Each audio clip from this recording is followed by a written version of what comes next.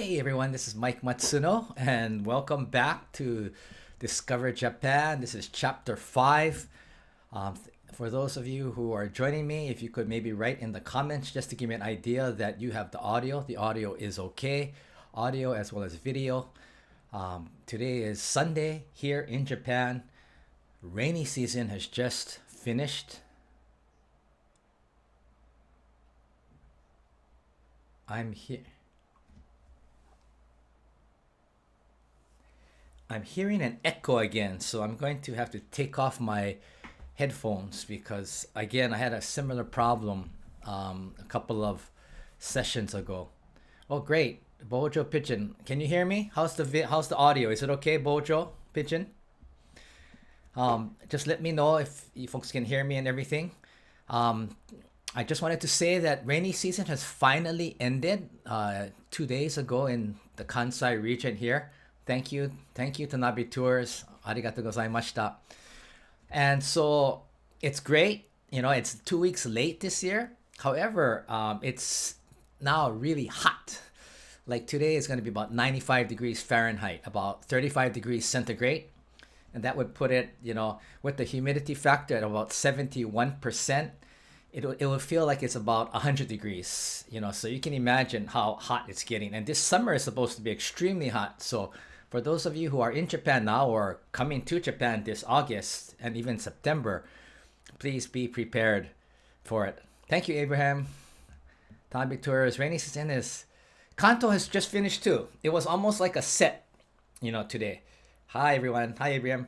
So it just ended. So now Tohoku, I think, is in this next coming week. And then, Hokkaido doesn't have a rainy season. And that's it in Japan. So this year was strange. It was very late. And there was actually quite a lot of rain. Normally, it's like a karatsuyu. Karatsuyu means that it's just half the time. I mean, it's not as we call dry rainy season. But it was quite strong in those 2 weeks. It did come down pretty heavily. So you never know, I guess, every year. As I said before, though, in previous sessions, is that if you want to come during the rainy season, go to Hokkaido because technically they don't have a rainy season. And so I think that's the best place to go. The place you don't want to go during rainy season is, excuse me, Okinawa. Okinawa normally sits directly on that front line, and it gets pounded for like a good month, actually. For us, it was maybe 2 weeks strong, 3 weeks. But Okinawa usually gets hit like a 3 to 4 weeks. So, you just want to avoid certain areas during that time. Today, I'm going to talk a little about English education. And I know I have a lot of you out there who maybe be teaching or have taught in Japan. And please, I am not the expert in this. So what I ask is for your comments or your questions. And, as a community, hopefully we can just discuss some of this. It doesn't have to be anything, philosophical or so deep. But the idea is that, just to have some conversation. One more thing. Before I start, you might hear a pounding. And if you hear a pounding, it's not an earthquake. Just yesterday, the apartment across from me said that they were moving in. And because in Japan, the walls are still quite thin, especially in an apartment, even though they call this a mansion, which is supposed to be concrete and everything, it's still not noise proof. So you might hear the movers going up and down the stairs. So if you hear a boom, boom, boom, boom, boom, boom, my apologies. It's just the moving and I couldn't change anything. What is really cute is that, in Japan, when you move into an apartment, you can't see it because of the green screen, but they tend to give you a little gift, And so I've been here, over 15 years. And so every time someone moves in across or above or below, they would bring a little gift. It could be like rice, small amount of rice. It was soap in the past. Sometimes it's cookies. I don't know what this is. This looks like, but it's a really nice, custom that they go to the different neighbors, maybe up and down in that and around, just to say that they're moving in and they introduce themselves. I think that's a really good concept that they have. So across, I think their name was Yamamoto. Yeah, Yamamoto. They have their name here, and then they have I can't read that, but I think it's Aisatsu, I think. So just to say thank you. And this is kitchen set. Oh, interesting, right? Oh, so dish soap. they have dish soap. So you get a little thing of Joy dish soap and a sponge. So yeah, but again, it's just a small gift to say, to introduce themselves, and I think it's a really nice concept. I remember long ago in Hawaii, the neighbors used to kind of do that, but I don't see that happening very much nowadays. Like my sister, she lives in my parents' old home, and the neighbors came in and they didn't even talk to them for, like, I don't know if they even talked to them since they moved in, but when I was there for 3 months, or after 3 months, they hadn't met them yet. So kind of unusual. But again, Hawaii used to kind of be more of a kind of that kind of community. Okay, so today I'm going to talk about a little bit about English education in Japan, and it's so wide that it's really difficult to pick on what to talk about. So if you have questions or comments, or you want to talk about a certain thing, please put them in the comments and I will address them first, because that's what the community for the live is, right? I'll just start off with a couple of things that I noticed is that, for example, in 2023, Japan was ranked the 87th out of 130 non-English speaking countries. So 87, that's how low their proficiency is. Even within Asia, and you would think they'd be stronger in Asia, they're 15th out of 23. Countries that are above them are like Vietnam, China, South Korea. And so Japan is still struggling. So, in my experience, I've been in Japan through the years, a total of 30 years. I've seen actually that the English seriousness or the ability and proficiency has actually gone down. Even the idea of study abroad back in the 90s and the early 2000s, more people were going abroad, especially for degree seeking. Now it's more like you might do a 1 year, or you might do 2 weeks, or even a month, but it has gotten so much less. So what I see is that English education in Japan, or proficiency, is actually on the decline when it should be going the opposite way, right? So that's what I want to talk a little bit about. And so what do you think? As those of you who are, I know some of you like Tanabe Tours has just been through Japan, and I think she taught in Japan for a while. What do you think about the Japanese English proficiency? Do you think it's getting better or worse, or is it as it shows here in the data that it's actually going down? Personally, my opinion is that it is going down. But there's something you have to also think about, is that when do the Japanese students really need to have English outside of studying for it? For example, how many of the Japanese, when they get into the company, will actually use English in their job? I don't know any data on that, but I would guess somewhere around maybe 2% at most. My trading company, maybe some people might be sent to take care of foreigners, or maybe sent to an outside office, but it's very, very few. So in a way, there's not that need that they have to learn English, but it's one of the main subjects, right? With math and science and Japanese Japanese, and then there's English. But the system seems to be struggling because it's not working. And I'm not being so overly critical, but there are a lot of really good Japanese English teachers who are Japanese. And there are some who are kikokusei, means that they're returnees, that they went over with their family to America or Australia, UK, or wherever, and they came back and then they became English teachers. They're very good. There's others who have gone on what is called the Japan LEAP program, the Japan Language Education Assistance Program, which is like in America, they have the JET program, where Americans or even Australians or Irish or people come over and they can spend from 1 to 3 years here teaching as an AET, Assistant English Teacher, in Japan. Well, the reverse of that is the JLEAP, but again, it's not sponsored by the other country. It's sponsored basically by Japan. But so those, I just met one of my friends at pickleball, and she's one of those graduates, or she had gone on a program for a year in Louisiana, and so she speaks really, really well, really good. So though there are those, but again, overall, most of the teachers do not have a good command of the communicative English. And so that's part of the problem. But again, the main thing is, why are they studying English? It's not to be some great international businessman. I mean, there might be one or two, but basically it's for the test, right? You want to get into a better, you take a test for a better high school. You want to take a test for to get into a good university. And some even companies have like TOEIC tests and things too. So it's basically about the test. It's like an academic subject. It's not so much that you're studying because you need a skill or a tool.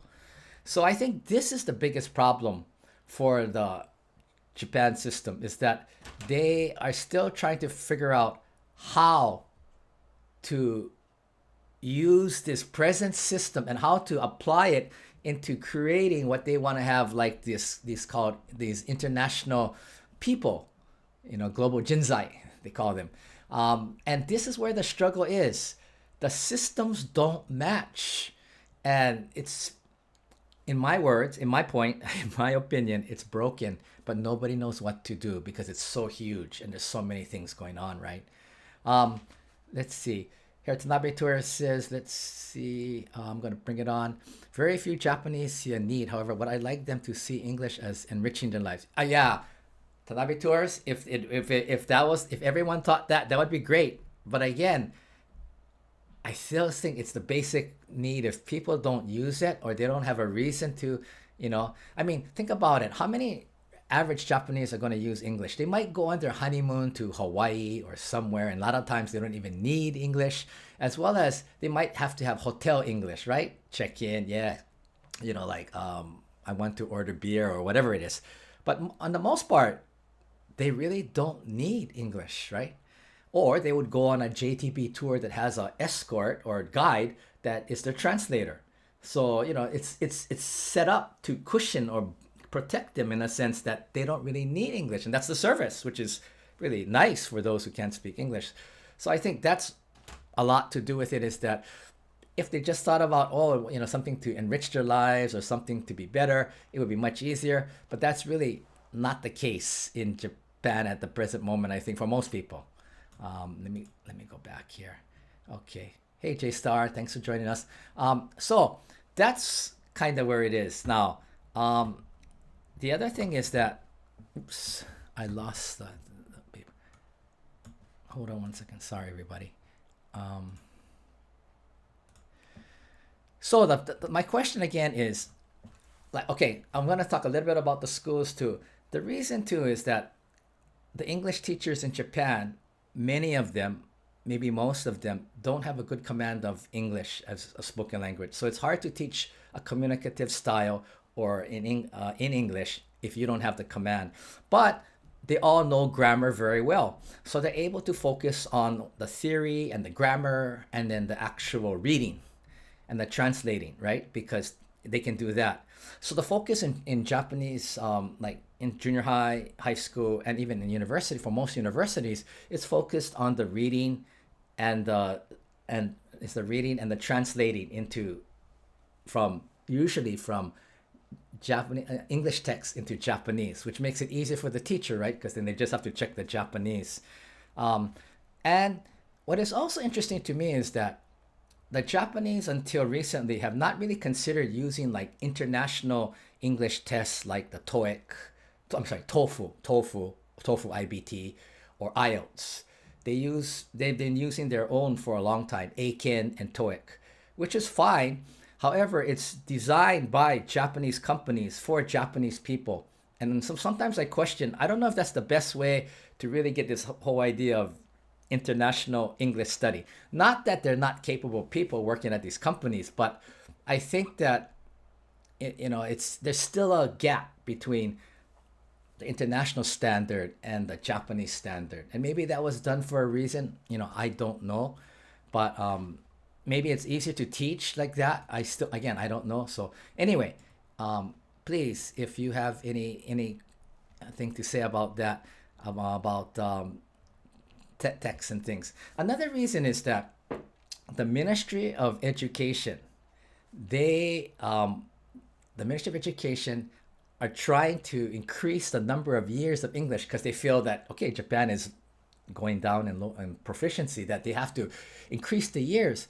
So before it was fifth and sixth grade, they would start them off. But now it's, I think, third grade, third and fourth grade, I think it was, where they're trying to increase the number of hours. I think 35 hours a semester or a quarter, and 1 hour a week. And then the fifth and sixth grade people are also pushed up to get more of a full course. My question to that also is that more doesn't mean better, right? So just doing the same way, if you do it the same way, and if it's not done in a more interactive, interesting way, the students' interests will be, they'll be bored and they will be less motivated to continue studying English, even though they have to study all the way until they graduate from high school. So that's also a problem, is that a lot of people think more is better. It's not about the amount, it's about the system. And I've said before in many sessions, is it's a lot of times the Japanese systems are the problem. And that's what trips them up. It's not other things, it's within the system. So that's what I think is part of the problem. Okay, let's see. I'm gonna take another one here. Same in each nation, however, we see European and North American Aussies to learn a language for fun, and that be ideal for job. Yeah, it would. But another thing with European nations is that a lot of them need it to interact into business. They do their work, a lot of their business in English, and they're so close geographically that they need the English, and that's why if you look at the top 10 of that English proficiency, EF proficiency, what they call chart, there's like 10 out of the 10, I think it was 8 were from Europe. I think Netherlands were number 1, and then Germany was number 10. I can't remember all the ones with Sweden's in there. I think Singapore was the only Asian country was number 2, and I think it was South Africa. I think it was 7 or 8. But outside of that, they were all from European nations, because I think there's a definite need, And another thing I always thought was that Japan has such a large population, right? They have they have 127 million people. So when you compare to smaller countries like Czech Republic, or even Netherlands is smaller, some are 5 million, some up to 50 million, 30 million. It's still much smaller than Japan. So, and I said this before in another session, I think a lot of it's all about business, and can you create a business that generates income. So if you watch Japanese television, 99.9 or 99% of all movies and all shows are dubbed into Japanese, which is a great service for the average Japanese, right? But I don't think it helps them with hearing or even getting used to kind of a rhythm or just pronunciation. Whereas many of these European countries, I even saw some in Mexico when I was in Mexico, is that they don't dub everything. A lot of it is just subtitles, like Finland, for example, and so I think even if they read the subtitles, they get used to at least hearing it. They get more used to it too. So I think because Japan's population is so large, it works against them in this way, because then there's markets created that companies can create dubbing companies and make the service so user friendly, which Japanese are really good at. Once there's a precedent set, Japanese are excellent at being able to create those systems, right? So that's what that's what they've done in Japan. So basically everything is dubbed.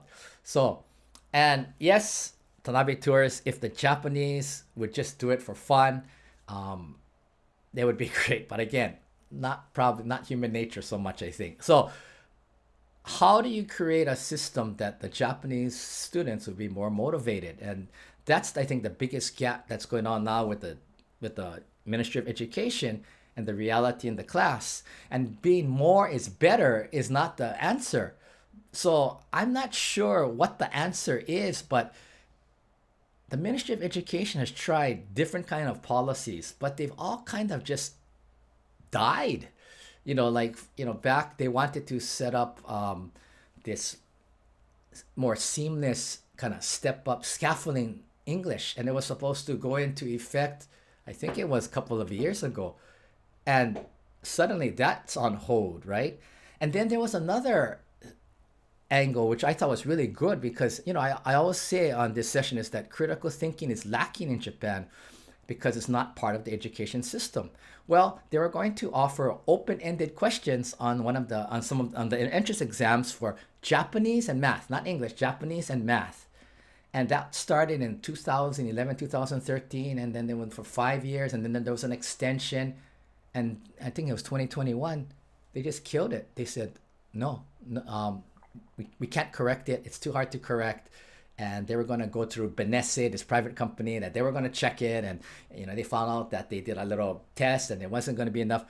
So I was disappointed because that was the only kind of critical thinking part of the test. I thought, wow, Japan is actually getting it. They're moving toward more critical thinking, open thinking, logical thinking. But that was killed.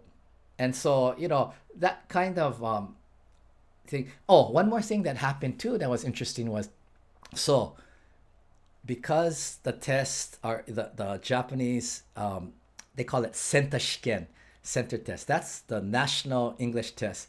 People felt that it was only testing reading and listening and not speaking and writing. And you got to have the four skills, right? I mean, any English teacher would tell you need the four skills.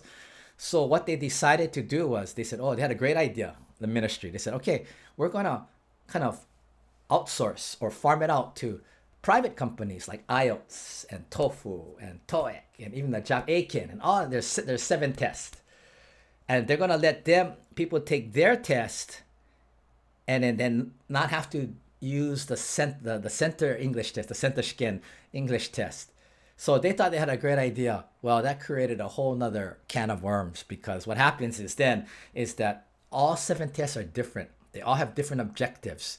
They all cost different. That was another big factor that they felt like, like maybe TOEFL IBT is $200 and, Aiken might be what, $40, $50. I mean, there was all these things like which test would you take and which is more important and on and on and on. And so finally, they put that on hold too. That was supposed to be implemented in 2021, I think it was. And now it's still on hold because there's too many questions. And so now they're thinking of just leaving it to the universities, almost like just leaving it to the states, right, in America. They just, but again, it's on hold. So this is another problem is that they finally had this idea like, okay, we'll just give it to the professional testing companies. And then how do you compare like an Aiken test to a TOEIC test, to a TOEFL test, to a IELTS, to, GTEC, or there's like 7 of them.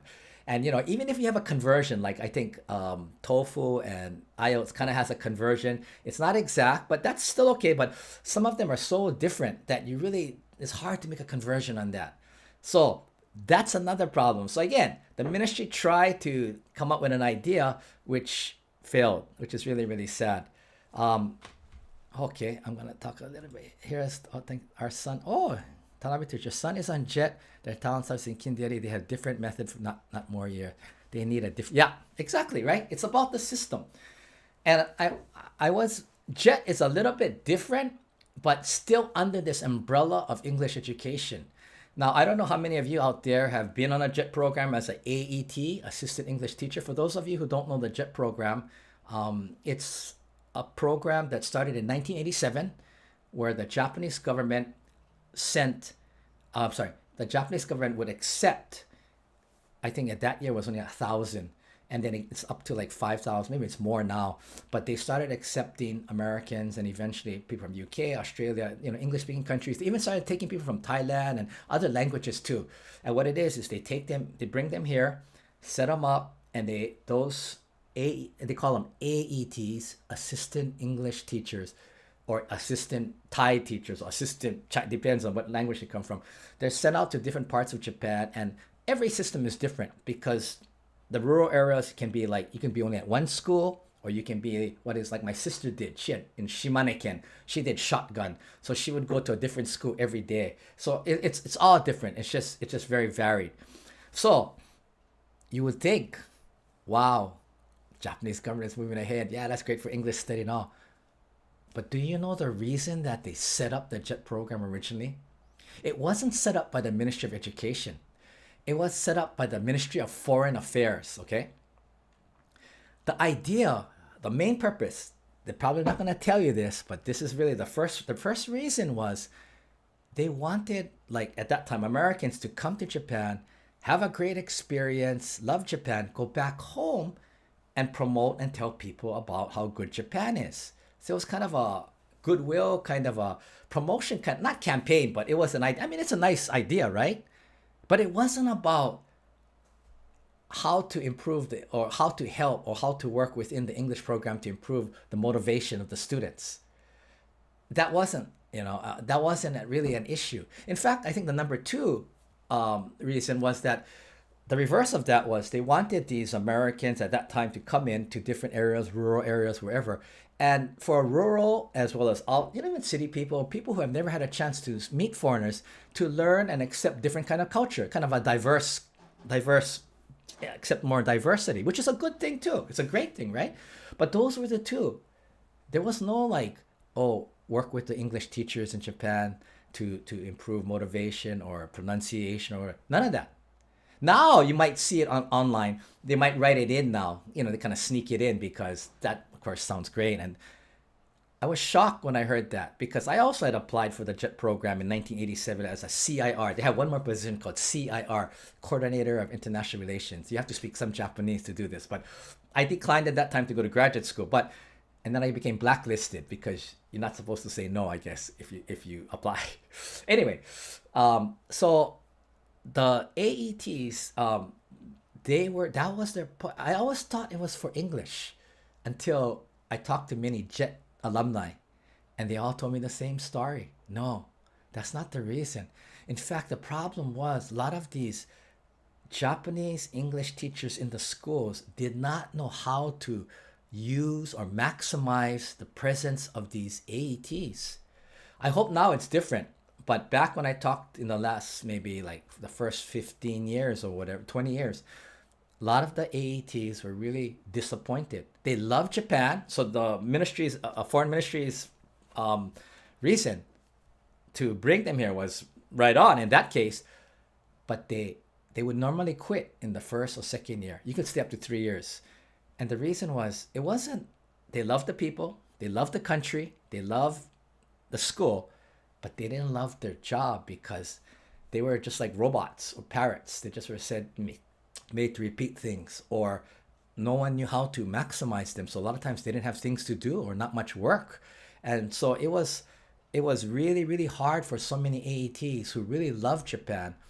And I hope Tanabe Tours, your son, is in a different situation. Hopefully by now, since 1987, what is that? Almost like 30 something years that they've refined it. And again, every area is different. That's the problem. You don't know. It's hit or miss. You could go to a really good place. Like my sister went to Shimane. She was nurtured and taken care of and loved there. And it really helped her grow in those 3 years that she was in Shimane. So she was fortunate. She had like the sensei who took care of her. He was the supervisor of the ministry, not ministry, the local board of education, and they took good care of her. She did all kinds of things, Thanksgiving dinners, Special Olympics, and all these projects. She was given a lot of leeway, autonomy, right? So it just depends on where you are. It's hit or miss. But for most part, for most of the people I talk to, it's more like they don't get they don't get that ability to have more flexibility. So anyway, the JET program, the question mark is still out. How effective or did it serve what they wanted it to do? Because another thing is that when I ask about evaluations, there's no evaluations about the whole program. I don't know if they changed that in the last 10 years, but without evaluations, how can you have any reflection? How can you make things better, right?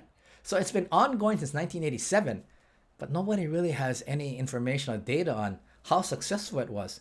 Maybe it was really helpful for a lot of students. I'm sure a lot of students were touched by these AETs, right? I have some AET friends who had a wonderful time, who still have their connection with their school people, their teachers and all. So I'm not saying it was bad. I'm just saying that the way it was structured originally, the AATs were not maximized. They didn't maximize or optimize the use of these young, talented, energetic. Now maybe they weren't trained in education or English, but they could have managed to use them in ways to excite students. You have think about it. You have young, you know, because the age limit is 30. So you have usually people who have graduated from university just last year or recently, or even up to 30. They're young, they're energetic, they want to do things, especially, Western foreigners. They always want to take a new challenge. You got this energy, and if you don't, you could tap into it. It'd be amazing, I think. But again, within the Japanese system, no one really knew how to maximize their use. And these English teachers, it's not their fault either because they weren't trained how to use or maximize such a resource in their class. They were only worried about teaching for the test, and they had to cover so much in a textbook too, so the students could take the test. So in a way, these AATs coming in and they're doing pronunciation or doing whatever it is, it was kind of mendokusai. It was kind of troublesome in a way because they had to do what they had to do. So again, you have kind of conflicting there. Okay, I'm gonna go. Let me take one more here. Hi, Mike. It may be interesting to look into how the likes of South Koreans maintain the position, and they may be more involved with Western media, whereas Japanese are more self-contained. Yeah, I think that's true. Mosotube or Mosotube. That I think that no matter what, when you talk about Japan, it's an island nation, kind of like UK is too, in a sense. There's a lot of comparison between UK and Japan, but so they are quite more isolated, right? And as I said before, if you think about it, how many times has Japan actually been taken over or conquered by an outside country after World War II? Never before that, right? So in a way, it's still very, I don't want to say the idea of pure, but the idea of just very, it hasn't been, they haven't had much outside influence until, yes, Perry came in 1858, and that's where you have the new Shogun movie and, Anroku and all that. But again, Japan accepted some terms and they agreed. They weren't conquered or occupied, right? Only after World War II. So Japan has that. Whereas Korea, China, and all have been taken back and forth. You had the Mongols come through. You had lots of things going on. So that is true. Another difference too is, this is really interesting. South Koreans families are really, really, I heard, okay, I don't know, maybe some of you know this, that I heard that a lot of South Koreans, the South Korean English system was based and designed after the Japanese system. Now, to this day, I don't know if it's similar or it's still like the Japanese system where it's only for the test. Before, I heard from some Koreans who I used to work with, they said it was all about the test again, same as the Japanese system, because a lot of the systems were from Japan because Japan occupied Korea. So, for the Japanese, for Koreans, excuse me, they were designed in the same system. But the Koreans seem to have a much, much stronger passion for English. And it's to the point that Korean families will do what we call tanshin funing in Japanese. Tanshin funing is where the husband will go abroad or domestically he'll go to another city by himself, work, and the wife will stay with the child in the place in their home. Usually it's for educational purposes, that they want to continue at a good school or they've been there, and the husband just works, of course, supports the family.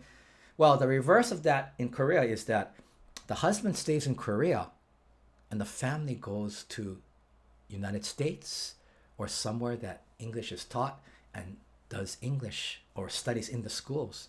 In fact, the Philippines is a major destination for a lot of these Korean families.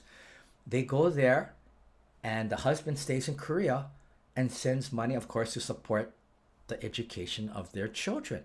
It's for English because the Philippines was a much better, cost-wise, it's a much, much better deal than, America is super expensive, right?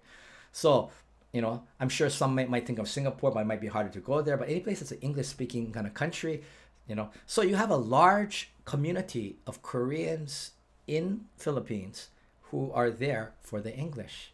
So yes, Mosotube, They have that. And I also noticed when I was working as the international center director, I used to go to Korea a lot, and they have a lot of these English villages, like, like these huge, like almost like a playland, but it's all about English. It's all about, Japan has a couple. In Kansai, we have a couple. I went to one, but not to the extent that like the Koreans have this idea of English village. Theirs is like mass scale. So, for whatever reason, maybe they realize that that's the key to whatever future financial success. And maybe it is. I don't know. Whereas in Japan, it never really took off so much because, in a way, Japan has always been kind of isolated.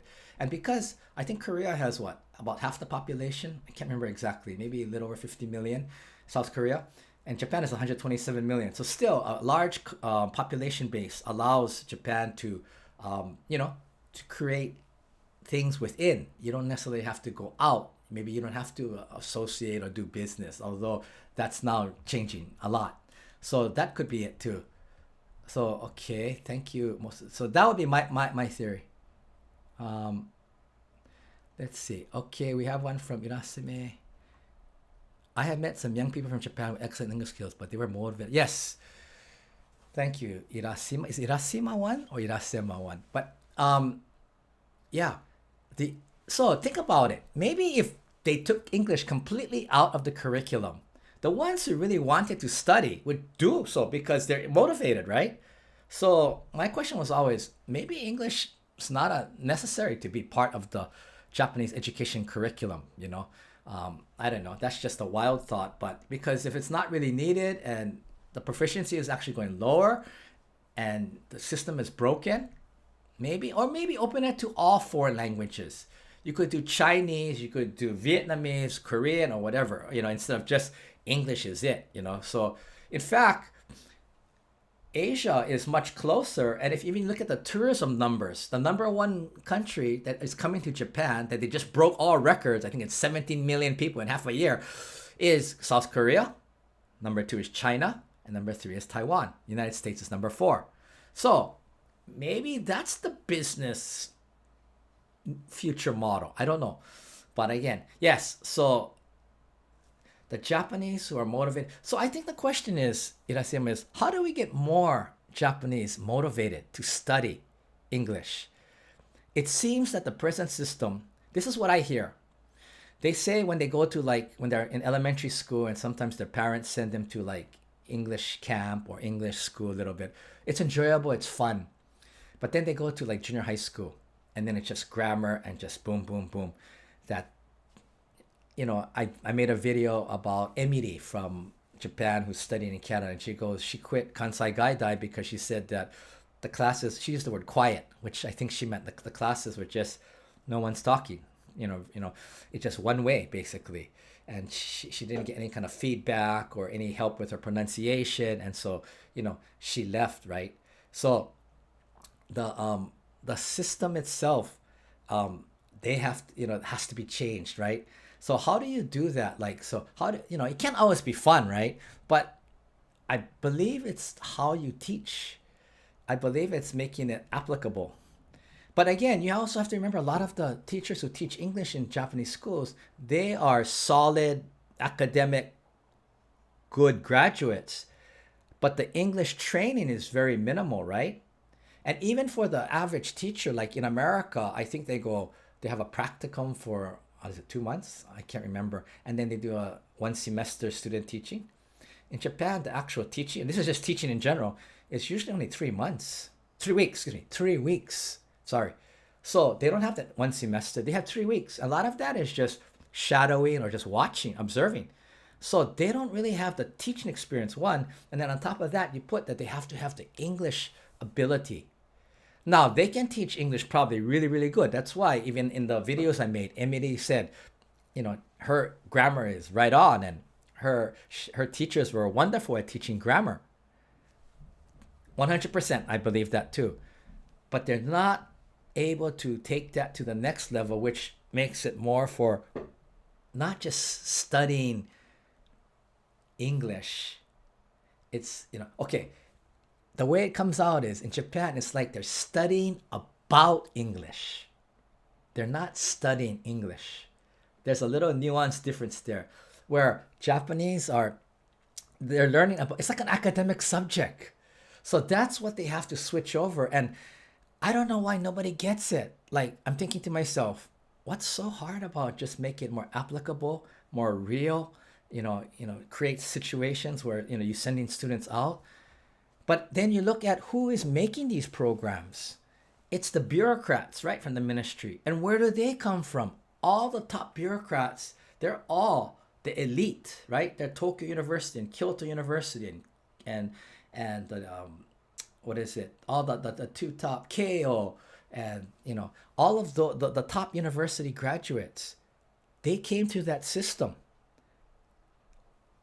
I would bet almost maybe 2% actually studied abroad, but the rest of them just came straight because their job was set, their future was set. They graduate in 4 years and they're into the ministry, the high level. There's two levels, right? There's the lower level and the higher level. They get into the high level where they are set for life.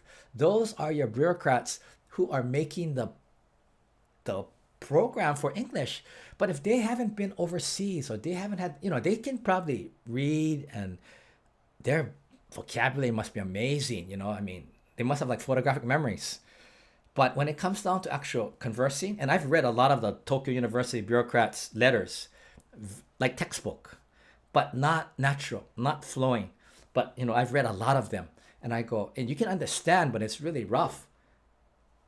Those are the people making this program. I don't think they have the bandwidth, or the creative mind to come up with a program because they haven't experienced it. Now, the ministry does send some of their really elite people abroad after they join the different ministries, right? I know a couple of them that have gone to Georgetown or gone here for 2 years and they come back. But there's so few of them that overall, the minute they can't send everybody, there's thousands and thousands, right? In the cabinet office and in the ministries and everything. So how do you get more input? Lots of times they'll send these little parties or delegations to different countries to study. But what you really need to do is you need to bring in someone from outside who can work with you and stay in Japan a while, not do the not the drive-bys. You need to have someone invested in that program or that future reform of the English program. You can't just do it like send a delegation and come back, right? Yeah, so it's Sima One. Getting back to what you're saying is that there are not a lot, but many Japanese who are very good with English, but they're far and few. I rarely meet them unless you're abroad or you are, you happen to be. For example, I go to this Indian restaurant here close to my house, and there's Doshisha International High School there, and I'm sitting there, and next to me is these two guys, two students, and they're speaking English, young kids, not young, but about high school. So I have my pickleball coach and me, and we're having lunch.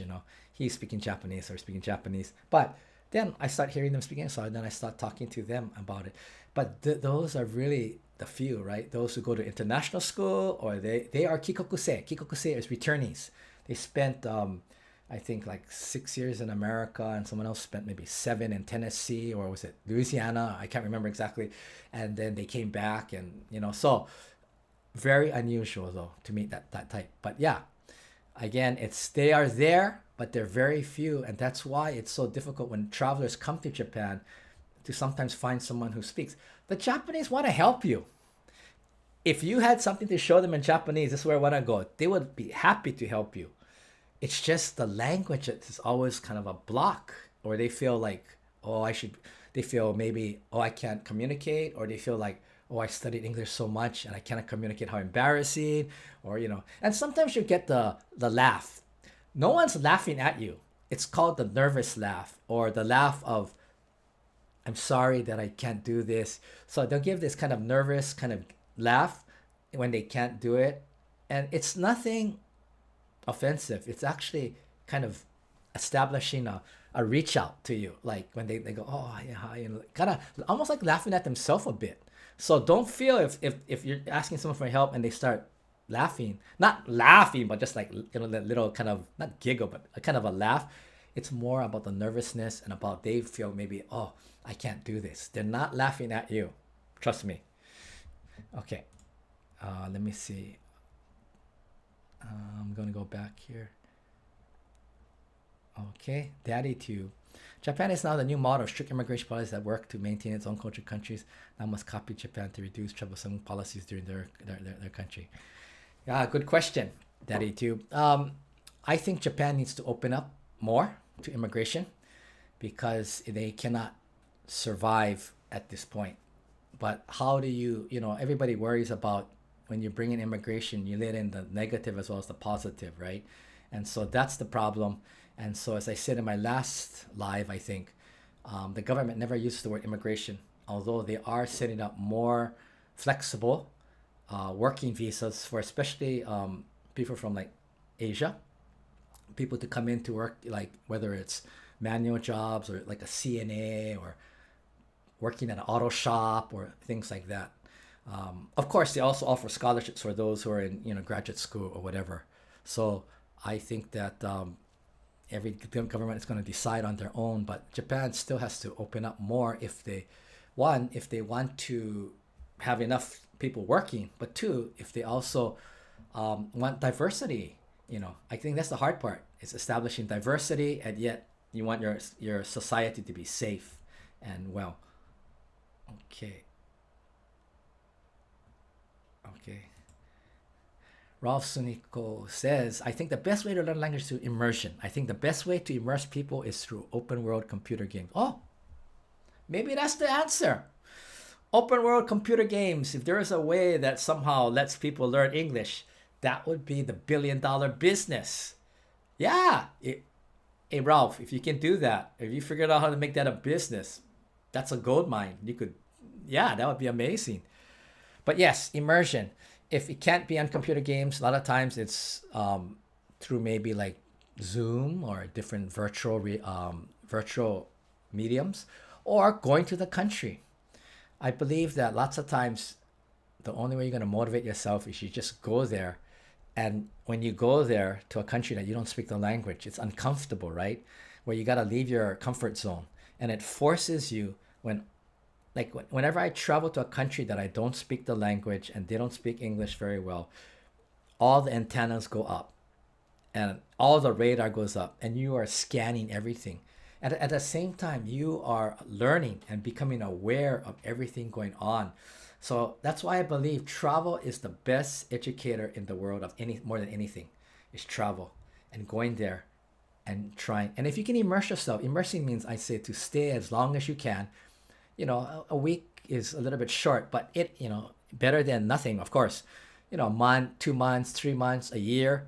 If you can, I think that's the best. Immersion, as you say, is the best thing to force yourself to be in an uncomfortable position, because I think that teaches people empathy. It teaches people kind of compassion. And when you go back home and you might see a foreigner or someone who needs help, you might tend to reach out because you know how it is. You've walked in their moccasins, right? So yes, I think very, very important, the idea of immersion. Thank you, Ralph. Let's see. The Japanese education system too much focuses on English as a school subject. Some of the science and other classes should be taught in English to be able to use English in practical settings. Yeah, if this were possible, Mitsunishi, that would be ideal, that they could start teaching other courses in English. In fact, I just was reading an article that I had from 8 years ago that basically said students are more motivated when they're studying at level appropriate. Like if they're doing science and it's level appropriate and it's in English, let's say, they're much more motivated. They're much more excited to learn English as well as the subject. So yes, I think the problem is though, unless you have a basic foundation of enough English, if you don't have enough English and you cannot understand enough English, that if it's taught English, you cannot get anything from it and you get more frustrated. And the reason I'm saying this is because the Ministry of Education, again, had this great idea, let's see how many years ago, maybe 12 years ago, that they said, okay, you professors at the universities, all of you studied English. All of you should be able to speak English. So from now on, we want you to teach a certain number of your classes in English. And all the professors were like shocked, right? Because they never taught in English before, and most of them cannot even speak English well. But that was an order. And so what happens is I actually did a faculty development presentation to a university here in Osaka about what to do because they didn't know what to do. But it's almost an impossible situation, right? Think of it first. If the professors don't speak English well or cannot speak fluently, then how are they going to teach in English? Second, do you think those students after, like, let's say 6 years, 3 years in junior high, 3 years high school, 2 to 4 years in the university can listen to regular English? Probably not. Or listen to the professor's English? Probably not again. So I was asked to give a faculty development presentation about how to teach in English. Okay, this is the difference. Studying English, studying in English, completely different. So the ministry ordered teach in English because they just figured that people would get it because they've been studying so long. It was kind of like just what do you call, just throw them in, sink or swim kind of thing. And of course, that failed terribly because nobody was willing to do it. Now, some professors who had studied abroad or who had been abroad and came, they tried. But the students didn't understand the English, of course. So then it was like just a waste of time. Some taught half-half. They taught some in English and some in Japanese. But again, a lot of the Japanese students would only listen to the Japanese. Some, like I told, maybe suggested use the PowerPoint in Japanese but speak in English or vice versa. I gave them several options of what I thought might be possible, but in the end, unless you have a base and you have enough English on your foundation as well as you can understand enough, the students will not be able to comprehend. And the professor, if they have never really spoken English, but they've studied it for 8, 10, 12 years, doesn't mean that they can teach in English. And so everybody was like, that was the major lose-lose situation. So yes, Nishi, if classes could be taught in English, and the professor or teacher in this case could speak English well enough, and the students had a foundation enough and they could hear and understand enough, that would be brilliant. That's what you want, And that's why even at the universities, another Ministry of Education program was, we're going to create, they gave lots of money to these bigger universities, and they said, we're going to create all English programs. We're going to compete against all the other, like Korea has their own, and a lot of these non-English speaking countries are starting to come up. China has their own, where they teach the whole course in English, right? Figure, okay, great. Well, it was an interesting idea. However, what do you think the problem with that is? The problem is, first, you have almost all Japanese. What they were also hoping is that as they have exchange students and study abroad students, that they would be in the class with the Japanese, and that would help internationalize the class. Yes, there were some that did come in. Yes, there were some that did attend, but there are very few, too few, because you have such a large population of Japanese.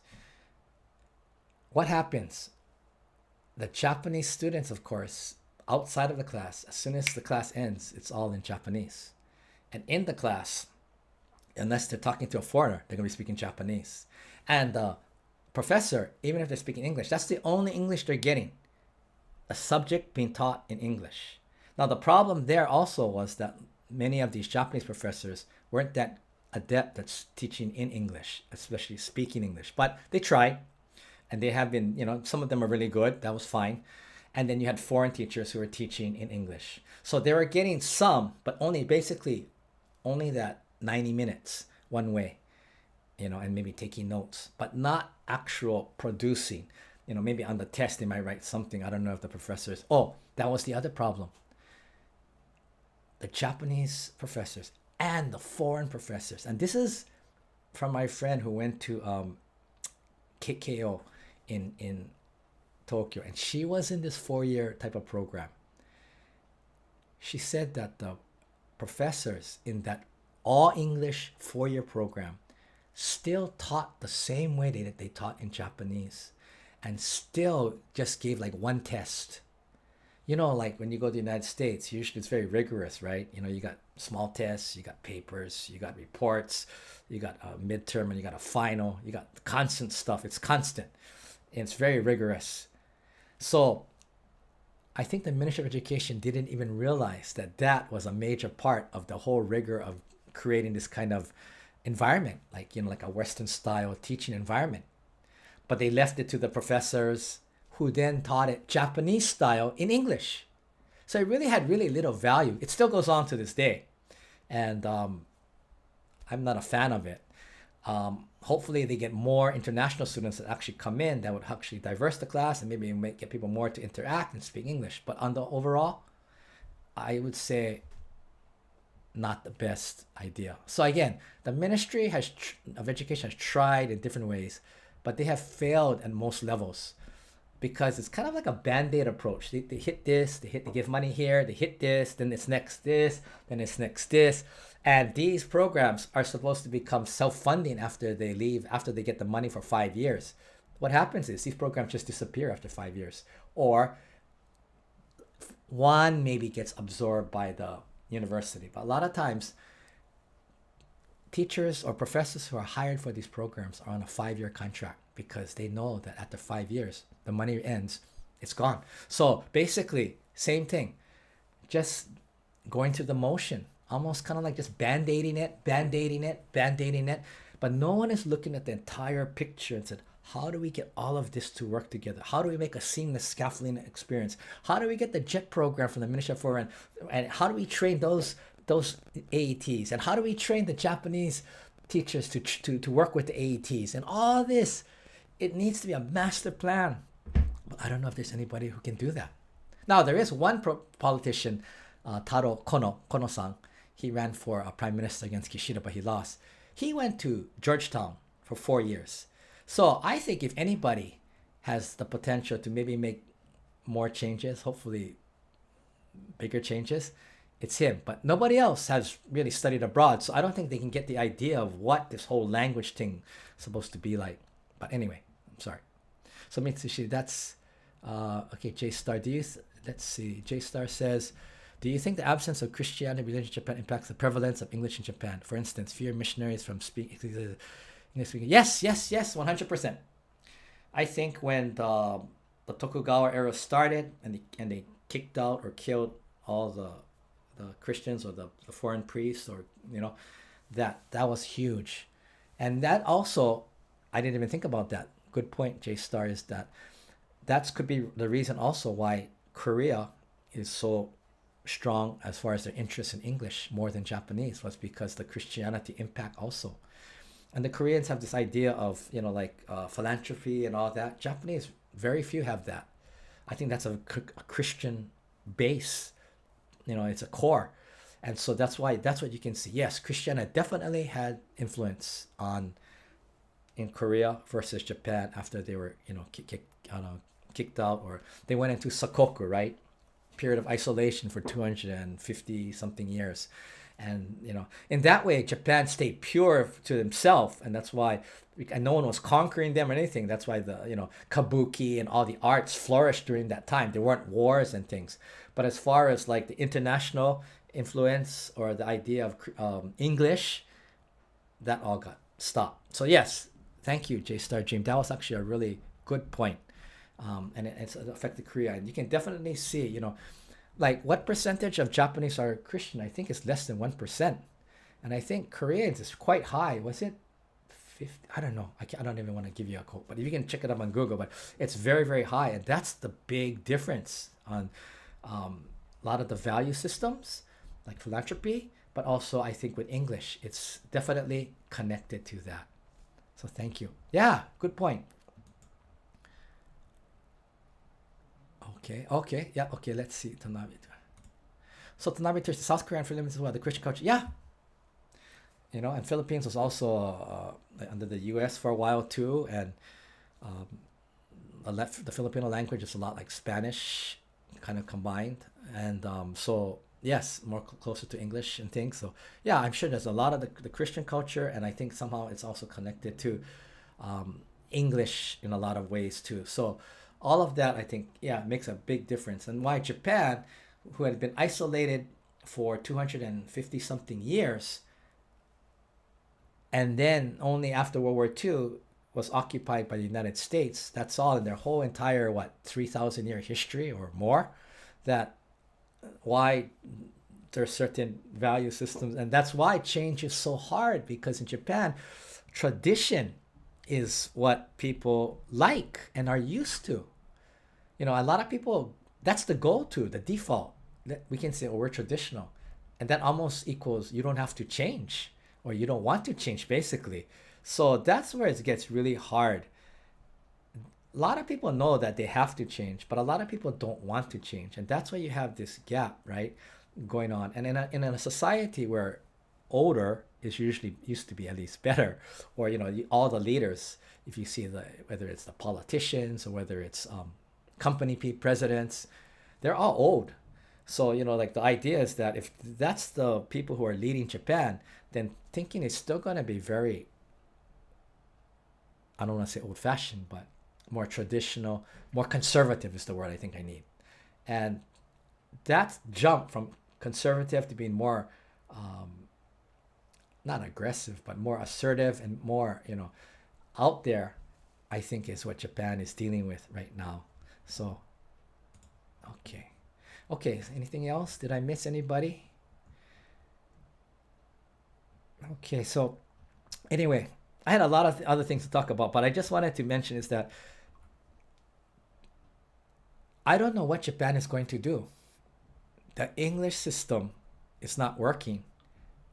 And as Einstein said, and someone corrected me last week, thank you, I forgot who it was, whoever corrected me. Einstein didn't officially say this, but the quote is that doing the same thing over and over and expecting a different result is a sign of insanity. And I believe that this is what it is for the Japanese English education system. You can't just do the same thing or do little band-aid things or do these 5-year projects and expect that things are going to be changing. But I think the people who are in charge, the bureaucrats, the leaders, they don't have the vision either. They don't know what to do. I mean, for example, you take a country like Finland, right? Who at one point back, I don't know how many years, their education system was not that good. And they wanted to be the best in the world. So they sent out all the experts through the world, their people, and learned and came back. And then they built their education system where today it's one of the best education systems in the world, right? Finland. So Japan could do something like that. Of course, Finland is only 5 million people compared to 127 million people. But the idea that, for example, to be an English teacher in Finland, you need a master's degree in English, even if you teach in a kindergarten. So, they get it. I mean, like, okay, if you're going to teach English, you better know the subject. It's not doing like a 3-week practicum of teaching and then you pass the English exam of that school that now allows you to teach English. You got to have a master's in English. So I really think like, wow, there is a different way to do this. It's going to cost money. And you're going to have to retrain your teachers, right? And you got thousands and thousands of English teachers out there who don't speak English that well, right? Big money, right? You can't fire all the English teachers. They won't have jobs and that wouldn't be right. So Japan is kind of like almost in too deep, but they don't know really what to do. And the ministry people, they come up with these new policies, which how many of them just die along the way because of I think I said before, remember Tokyo University? They were doing something really small, not small, but for them it was big. But for me, it was like, oh, how difficult is this? Changing the start of the year from April to September. And that would mean that the recruitment of the companies, everybody would have to change to maybe September or figure out how to do it all year round. And the University of Tokyo president came out and said, we're going to do this. And if Tokyo University says to do it, everyone goes, whoa, Tokyo University, like, whoa. So he said it. And then it was like, he got so much flack from the faculty and the people around him that 3 months later, he had to like come out and kind of quietly just say, oh, sorry, changed my mind. We're not going to do that anymore. because of the pressure. So yeah, anytime as I said last live, the Japanese proverb of the standing nail gets pounded down lives until this day very, very, very strongly. Even though it's not like it was back 20 years, which is even worse, it's there and it's more unseen, but it's there. So you try to come up, I get pounded on a lot, but again, I'm a foreigner. I'm American, right? Japanese American. So in a way, there's kind of a gray area that they might pound on me, but yeah, I'm a foreigner. But if you're Japanese and you try to come up with something that there's a lot of flack, you're gonna take a lot of hitting, boom, boom, boom, boom. So a lot of people don't want to get that, or they want to get along because the idea of Japan, wow, getting along is really, really important, right?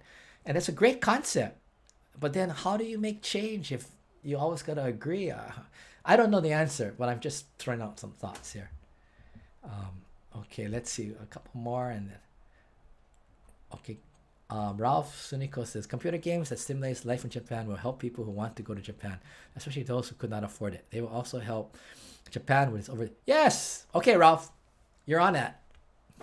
Figure out how to do that business or whatever that situation. Create games for people who want to go to Japan. I think that's a great idea. People can't go, or even before they go, they could see where they're going. And maybe do something on other areas, not the crowded areas.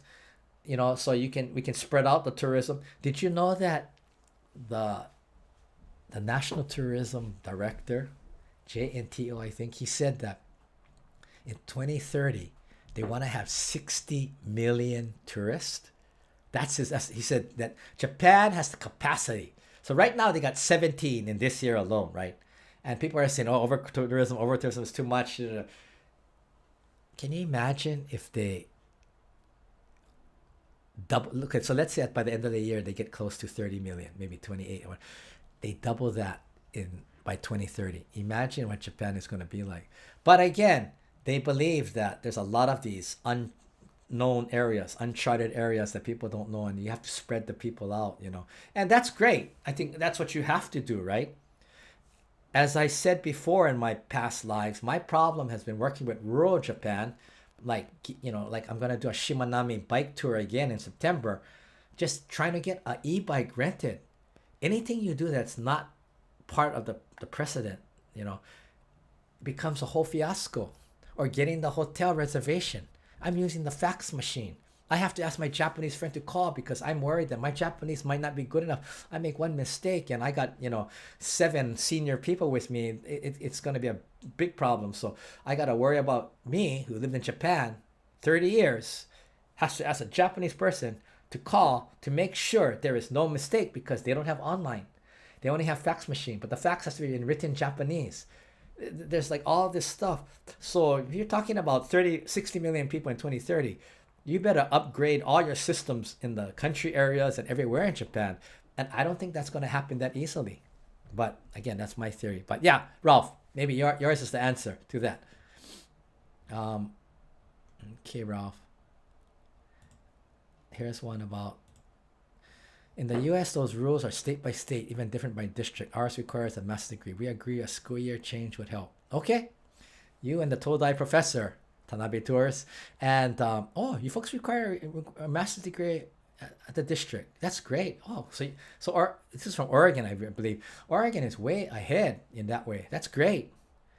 Yeah, maybe the way to do it would be give it to the prefectures maybe, but I think already the way Japan is designed, they're so dependent on what the national government does because of this whole kind of hierarchy, patriarchy style, like the samurai system, I call it, that prefectures cannot or don't want or just not used to being in charge, right? Tokyo's all powerful, right?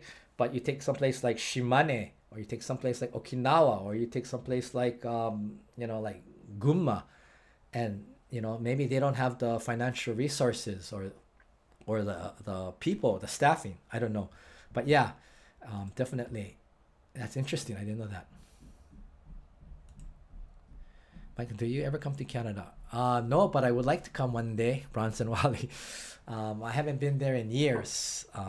But the 2 people that I interviewed for one of my podcasts. For those of you who don't know me, I'm Mike Matsuno, and I do a Man in Japan channel, and I do different types. One is a live like this. Another is regular videos that sometimes I go out and I take and I make. I do some shorts videos, but I also do a podcast video style where I interview different people, and I call it the Global Locals Podcast, which is talking to people who have lived outside of their country, their home country, for a period of time.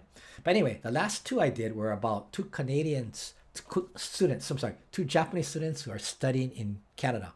And that's why maybe you see me connected to Canada, was because they were both from Canada. So yeah, love Canada. I hope, you know, the more I hear about Canada, it's for Japanese to do a work study visa there. I mean, working holiday visa. I think that is a great idea for them to go. But yeah, maybe one day I'll make it out there to Canada. So if there are no other questions today, so I just want to end that I don't know what Japan is going to do. The English system program problem is here, and I don't think the government knows what to do either. So of course, if they don't know, then I wouldn't have no idea. Another thing that I didn't talk about is like just the spelling. Like on my thumbnail, I was showing how a lot of times you'll see misspelled words around or signs. And you know what? I'm always amazed that that doesn't bother the Japanese. I think it's, you know, even like they have big sweatshirts that have big English words that are either misspelled or the grammar is wrong, and it's just because it looks nice, right? But like, you know, even like forms at the hospital or signs or anything, anywhere, many times they are misspelled, the grammar is wrong, or there's a wrong word choice. But nobody seems to care. And yet, if you work at a Japanese company, especially, or university, if it's a Japanese kanji and you made one little mistake, wow, you know, heads roll, man. I mean, like, people get really upset. So the Japanese are super, super particular about Japanese being perfect. But when it comes to English, maybe because it's still foreign, or maybe because it doesn't matter for their actual work, that nobody seems to worry about it. You know, I have offered at my company many times to correct different hospitals I've gone to. I've volunteered.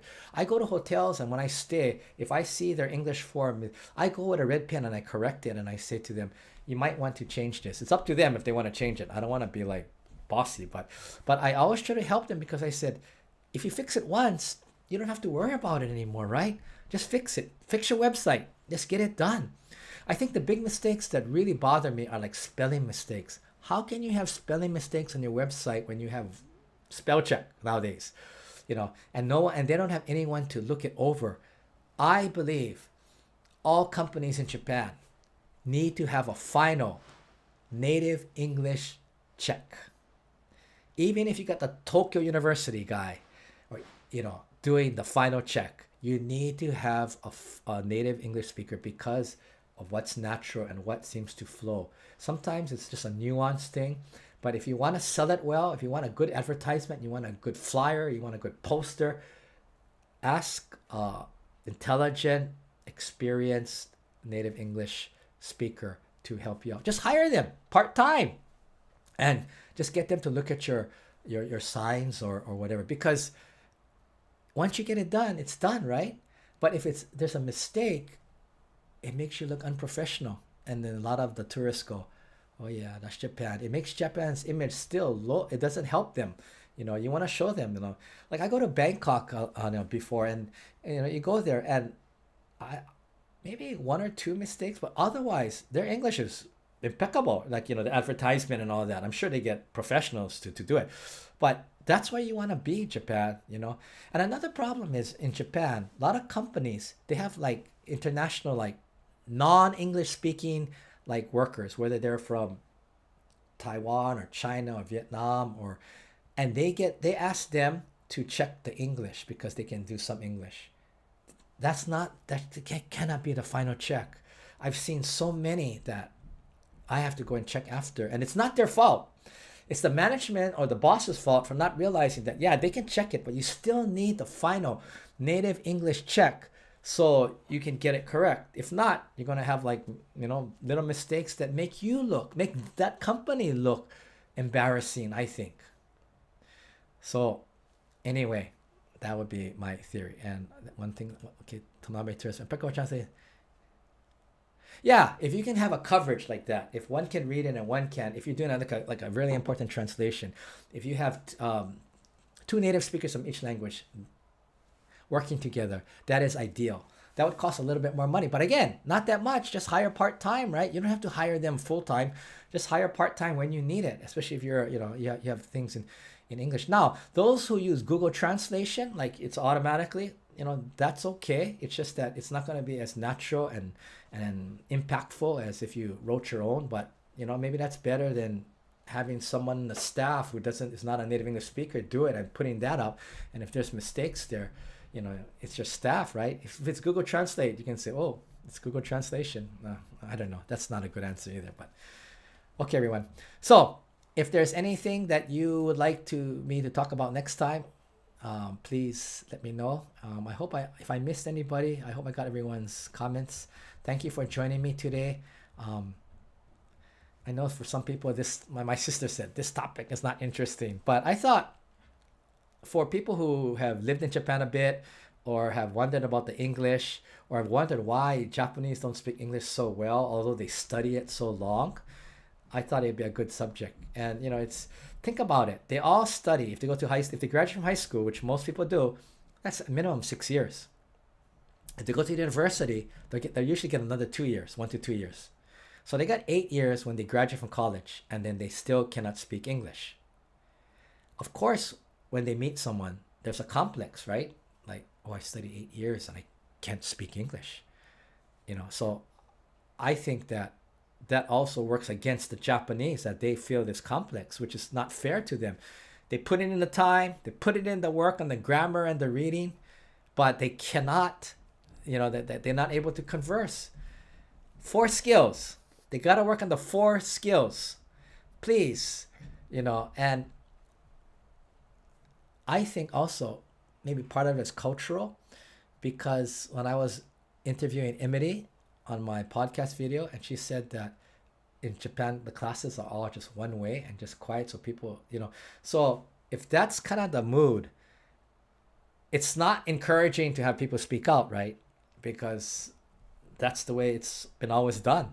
So the idea is you need to train the teachers on how to motivate and encourage the students to speak out in class, to apply what you have taught them grammar-wise, and to try and speak to them in English as much as possible. And I know you have a lot of really good teachers who can do this, but there's a lot of teachers who are afraid or just not willing or not able to.